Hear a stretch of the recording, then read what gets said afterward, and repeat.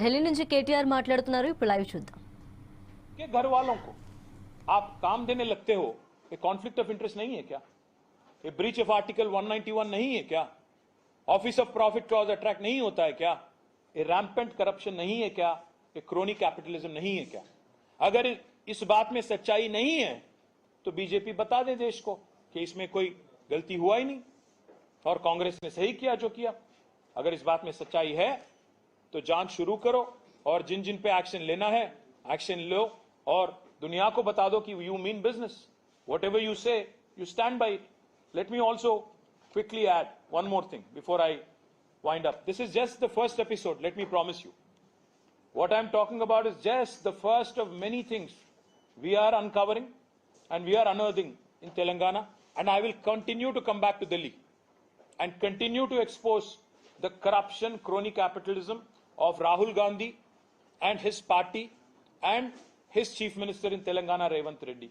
We will not let this incompetent government in Telangana, corrupt government in Telangana, run amok with exchequer money. And finally, I hope, because कल हम लोग जब पूरे MPs के साथ खट्टर साहब से मिले तो उन्होंने कहा कि 25 तारीख को पार्लियामेंट शुरू हो रही है, तब तक हमें समय दीजिए, मैं भी थोड़ा जानकारी लेता हूं, आपके एमपीज के साथ मैं संपर्क में रहूंगा. तो मैंने उनको बताया, हमने उनको बताया कि सर अगर आप एक्शन नहीं लेंगे तो हम जरूर पार्लियामेंट में भी, राज्यसभा में हमारे 4 एमपी हैं, वहां ये मुद्दा उठाएंगे, सवाल करेंगे, जवाब मांगेंगे.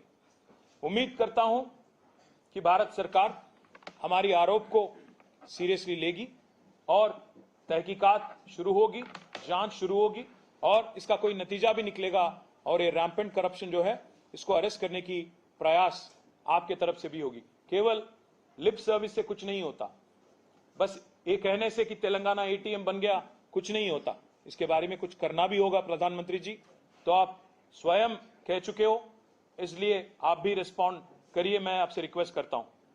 और जैसा मैंने कहा, this is just the first among many, there is more to कम.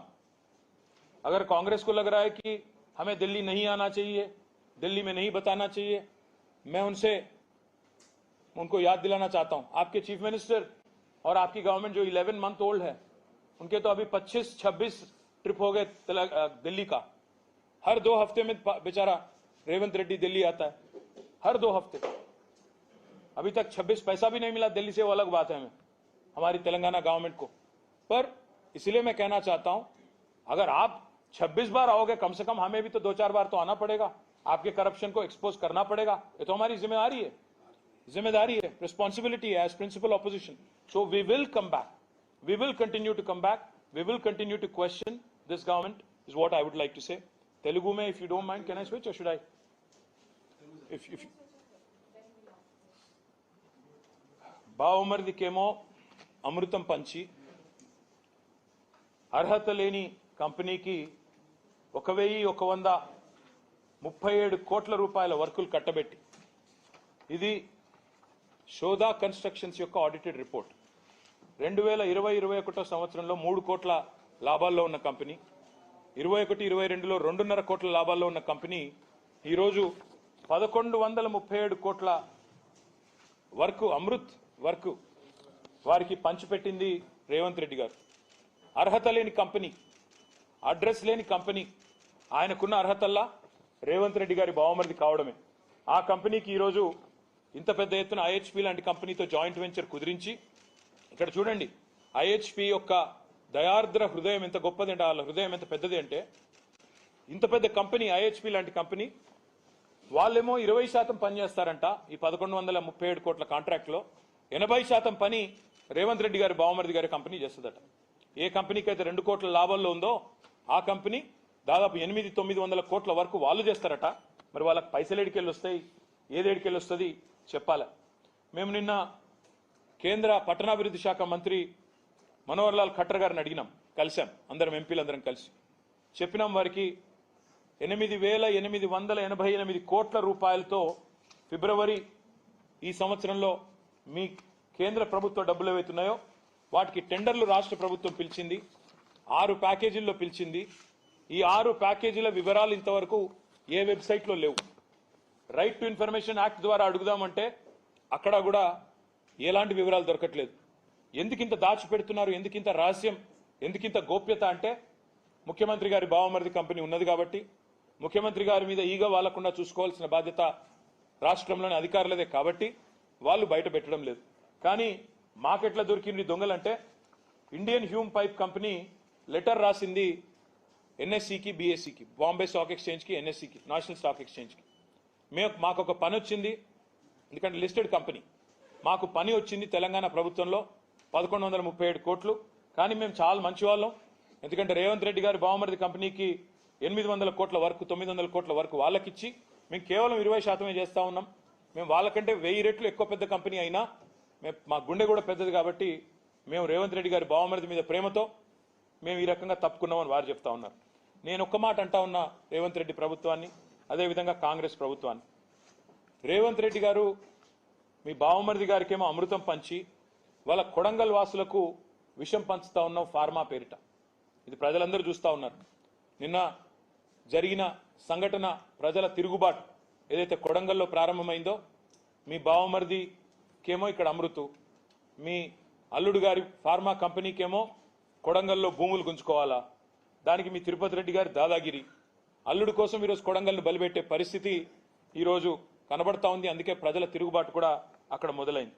ఇంకా విచిత్రం ఏమంటే రుణమాఫీకి డబ్బులు లేవు, రైతు బంధుకు లేవు, డబ్బులు ఎగ్గొట్టినారు ఆల్రెడీ వానాకాలం, పింఛన్ల పెంపు కోసం డబ్బులు లేవు, తులం బంగారం ఇవ్వడానికి డబ్బులు లేవు, మహిళలకి 2500 రూపాయలు ఇచ్చేదానికి లేవు డబ్బులు. కానీ చాలా విచిత్రం, మహారాష్ట్ర ఎన్నికల్లో సిగ్గు లేకుండా 300 కోట్లతో అడ్వర్టైజ్మెంట్లు ఇవ్వడానికి మాత్రం డబ్బులు ఉన్నాయి. 300 కోట్లని నేను ఊరికే ఆరోపించట్లేదు. 300 కోట్ల తెలంగాణ ప్రజల సొమ్ము నీ అబ్బ సొత్తు అన్నట్టు, మీ రాహుల్ గాంధీ సొత్తు అన్నట్టు ఇవాళ చేయని పనులు చెప్పినట్టుగా దిక్కుమాలిన ప్రచారం. जो काम किया ही नहीं तेलंगाना में, उसको लेके महाराष्ट्र में आज कैंपेन चल रही है. महाराष्ट्र में राहुल गांधी झूठ बोलते हैं, कहते हैं कि हम हर महिला को हर महीना 2500 रुपीस हम डिपॉजिट करते हैं महालक्ष्मी स्कीम के अंदर. ये झूठ है, सरासर गलत है. मैं राहुल जी से सवाल करता हूं, उनसे डिमांड करता हूं, आप आइए तेलंगाना, एक महिला मुझे मिलाइए, दिखाइए जिनको आपकी गवर्नमेंट ने 2500 रुपया महीना आज तक दिया हो इस 11 महीने में. मैं पूछना चाहता हूं राहुल जी से, आप जो यहां पे झूठ बोल के महाराष्ट्र में सियासी फायदे के लिए आप कोशिश कर रहे हो, इसमें एक भी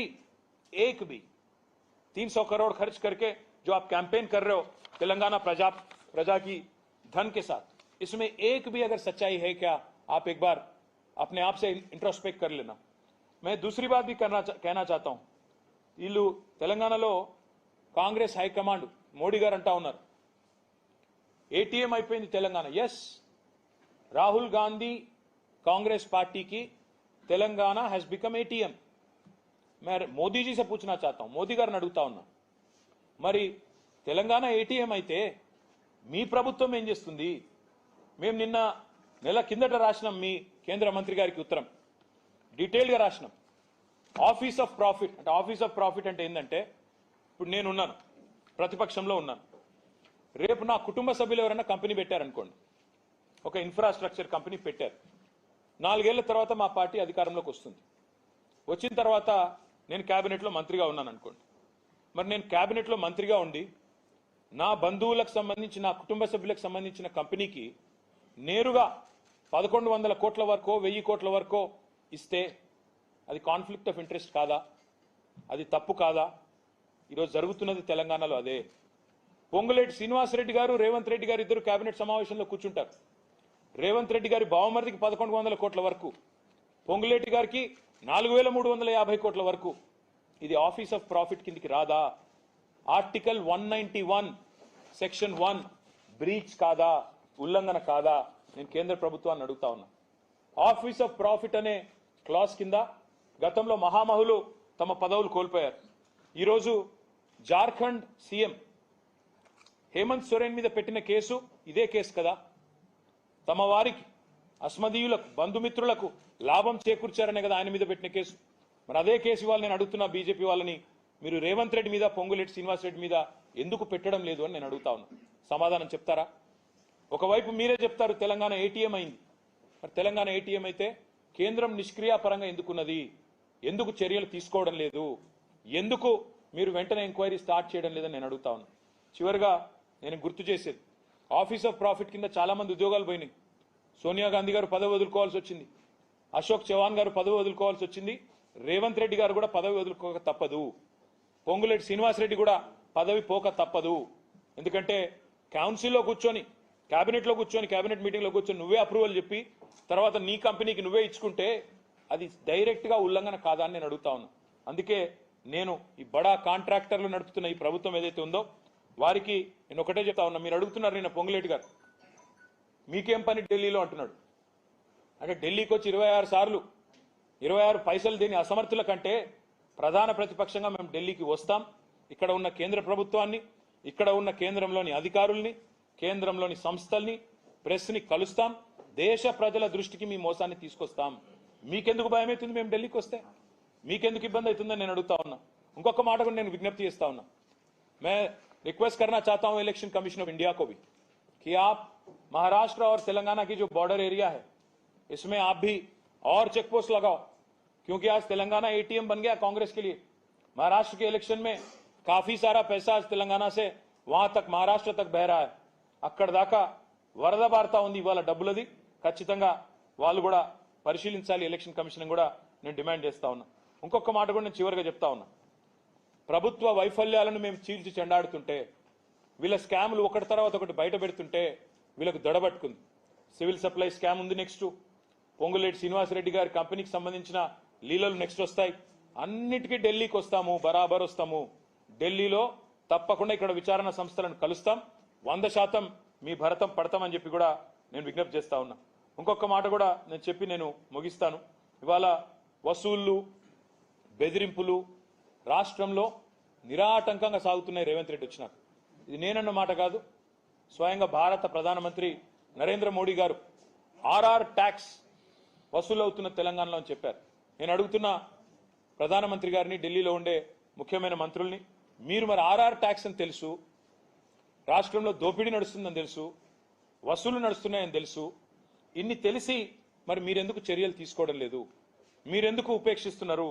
మీరెందుకు రేవంత్ రెడ్డితో ఇంకా కూడా రాసుకొని పూసుకొని మీ నాయకులు తిరుగుతా ఉన్నారు? 8 మంది ఎంపీలు ఉన్నారండి బీజేపీకి. ఒక్క ఎంపీ ఈ రోజు వరకు కాంగ్రెస్కి వ్యతిరేకంగా మాట్లాడా? ఒక్క ఎంపీ రేవంత్ రెడ్డికి వ్యతిరేకంగా మాట్లాడా ఈ రోజు వరకు? ఒక్కరోజు మాట్లాడరు. అదేవిధంగా మాకు తెలుసు మీ ఎజెండా. మీరు ఈరోజు ఏదో ఒకటి చేసి, రేవంత్ రెడ్డి యొక్క ఎజెండా ఒకటే, హైదరాబాద్ని 4 ముక్కలు చేయాలంటే కార్పొరేషన్ని. తద్వారా ఏం చేయాలి? బ్రాండ్ ఇమేజ్ దెబ్బతీయాలి. చివరికి ఏం చేయాలి? బీజేపీ పాలిత రాష్ట్రాలకు లేదా బీజేపీ సారథ్యంలోని రాష్ట్రాలకు ఇక్కడ పెట్టుబడులు పోవాలి. మొత్తానికి తెలంగాణ అనేది విఫల ప్రయోగంగా ఉండాలి. ఈ రకంగా మీరు ఏదైతే ప్రయత్నాలు చేస్తున్నారో, తప్పకుండా పరిపాలన చేతగాక ప్రజల్ని పక్కదారి పట్టించే ప్రయత్నం చేస్తున్నారో, ఈ చేతగాని ముఖ్యమంత్రి, చావలేని ప్రభుత్వం చేస్తున్న అవినీతిని ఎండగడుతూనే ఉంటాం. మీ అనుభవ రాహిత్యం వల్ల ఈరోజు ప్రజలు బాధలు పడతా ఉన్నారు. చివరికి ప్రజలు తిరగబడి మీ సొంత నియోజకవర్గం కొడంగల్లోనే మీరు సెక్యూరిటీ లేకుండా పోలేని పరిస్థితి. రైతుల భూములు లాక్కుంటానంటే రైతులు తిరగబడుతున్నారు. కాబట్టి ఇక్కడైనా బుద్ధి తెచ్చుకోండి, తప్పులు చేయకండి. మీ అమృత్ స్కామ్ను, మీ సివిల్ సప్లై స్కామ్ను, మీ రెవెన్యూ మినిస్టర్ గారి స్కామ్లను ఒకటి తర్వాత ఒకటిగా ధారావాహికగా సీరియల్ ఎట్లయితే వస్తాయో ఎపిసోడ్ తర్వాత ఎపిసోడ్ బయట పెడుతూనే ఉంటాం. ఢిల్లీకి వస్తూనే ఉంటాం. ఢిల్లీ ద్వారా జాతి మొత్తం దృష్టికి కూడా ఇవాళ ఈ క్రోనీ క్యాపిటలిజం, ఈ కరప్షన్ని ఎండగడతామని చెప్తూ ఇవాళ పత్రికా సమావేశంలో పాల్గొన్న మిత్రులందరికీ పేరు పేరున ధన్యవాదాలు, నమస్కారం.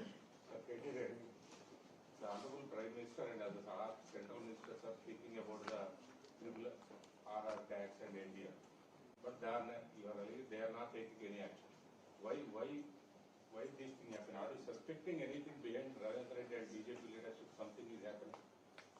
See, I am not in Delhi. Unfortunately, I am not privy to what happens in Delhi.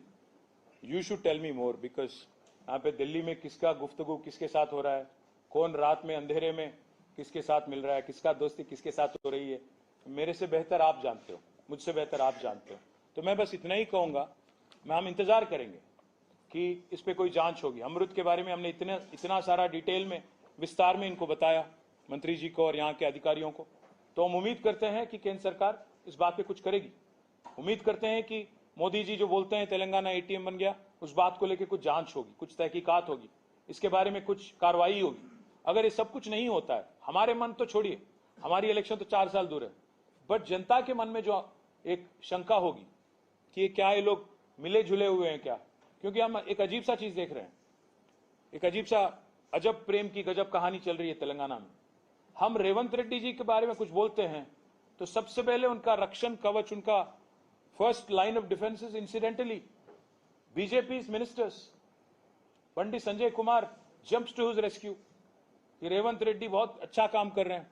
पूरे हिंदुस्तान में हर जगह हम देखते हैं कि कांग्रेस और बीजेपी एक दूसरे के साथ भिड़ जा रहे हैं, पर एक तेलंगाना में ऐसा अजब प्रेम की गजब कहानी चल रही है कि रेवंत का जो तरफदारी है, रेवंत की जो एक सपोर्ट बेस आज बीजेपी में ज्यादा है। एक बात पूछना चाहता हूं मैं आपसे, 8 एमपी हैं बीजेपी के तेलंगाना से, एक मुझे ऐसा व्यक्ति दिखाइए जिसने रेवंत के खिलाफ बोला हो इन 4-5 महीनों में।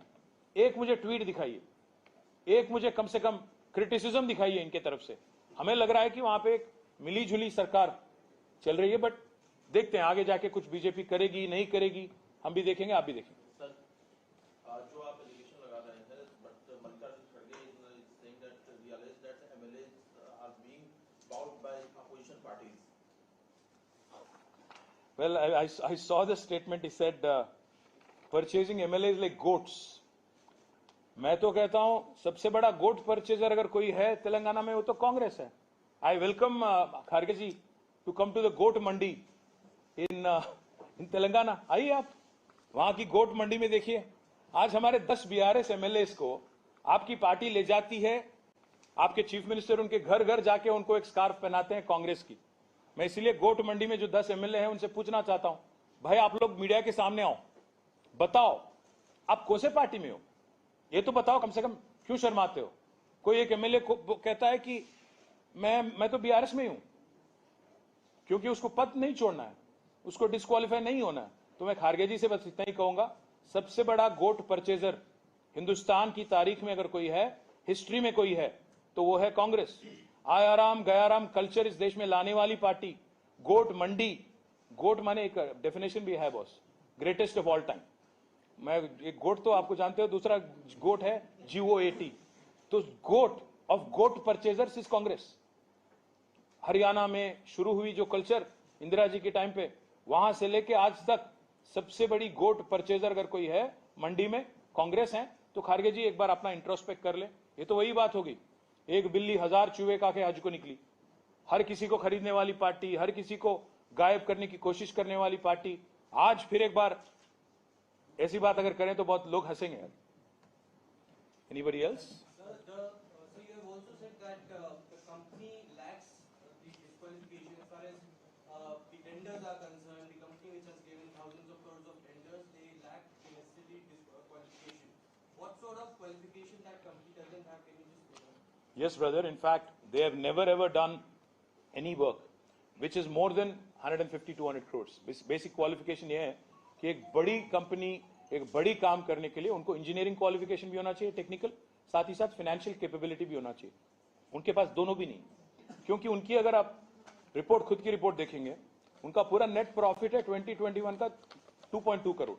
सो ऐसी कंपनी जिसके पास ना कोई टेक्निकल क्वालिफिकेशन है, ना कोई फाइनेंशियल कैपेबिलिटी है, उनको जबरदस्ती किसी के साथ जेबी बना के, क्योंकि वो चीफ मिनिस्टर के करीबी रिश्तेदार है, जबरदस्ती बना के, और उस कंपनी से भी जबरदस्ती, बड़ी कंपनी है वो 20% काम करेगी, छोटी कंपनी जिसके पास 2 करोड़ टैक्स है, सॉरी प्रॉफिट है, वो 80% करेगी।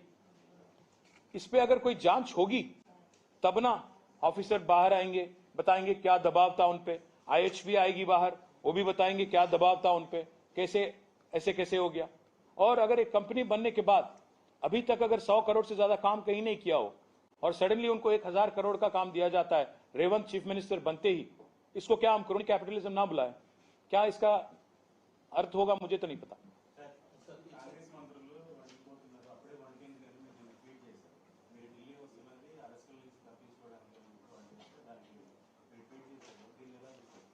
ఇప్పుడు నేను ఢిల్లీలో ఇక్కడ ఉన్నాను, ఇప్పుడు మళ్ళీ 245కి బయలుదేరి హైదరాబాద్ వెళ్తున్నాను. వాళ్ళు నన్ను ఏమైనా చేయదలుచుకుంటే నిరభ్యంతరంగా చేయొచ్చు. నా మీద ఏ ఎంక్వైరీ చేసుకుంటానన్నా, నా మీద ఏ కేసు పెట్టుకుంటానన్నా, ఎన్ని ఏజెన్సీల్ని పంపిస్తానన్నా నాకు ఎలాంటి అభ్యంతరం లేదు. నేను పొంగులేటి శ్రీనివాసరెడ్డి గారిని అడుగుతా ఉన్నా, మీరు సరిగ్గా 2-3 వారాల కిందట అదానీ గారితో కోహినూర్ హోటల్లో రహస్యంగా సమావేశమై ఆయన కాళ్ళు పట్టుకున్నారా లేదా? మీ మీద ఈడీ रेड्स జరిగి 5 వారాలైంది. आपको नेशनल मीडिया को भी ये जान के ताजुब होगी एक बात, 5 हफ्ते पहले तेलंगाना में एक बहुत बड़ा रेड हुआ ईडी का, वहां की रेवेन्यू मिनिस्टर पे. 5 हफ्ते हो गए, आज तक न ईडी एक लफ्ज कहती है, न रेवेन्यू मिनिस्टर एक बात कहते हैं. और मीडिया तो उस दिन ब्रेकिंग लगा रही थी, मैंने देखा कि काउंटिंग मशीन जा रहे हैं अंदर, क्योंकि पैसा इतना बरामद हुआ कि वहां पे काउंटिंग करने के लिए 2-2 मशीन की जरूरत पड़ी. तो आज तक 5 हफ्ते तक एक कांग्रेस की रेवेन्यू मिनिस्टर तेलंगाना में, उनके घर पे ईडी छापा मारती है, ना ईडी एक ट्वीट करती है, ना ईडी एक स्टेटमेंट देती है, ना ईडी कम से कम एक लीक देती है. लीक में तो वो माहिर है, पूरे बाकी लोगों से पहले मीडिया को खबर पहुंच जाती है. न लीक, न रिपोर्ट, न स्टेटमेंट, न ट्वीट. और मिनिस्टर साहब भी एकदम खामोश, वो भी कुछ नहीं बोलते हैं. केमो అమృతం పంచి అర్హత లేని కంపెనీకి 1137 కోట్ల రూపాయల వర్కులు కట్టబెట్టి, ఇది శోదా కన్స్ట్రక్షన్స్ యొక్క ఆడిటెడ్ రిపోర్ట్ 2020-21 సంవత్సరం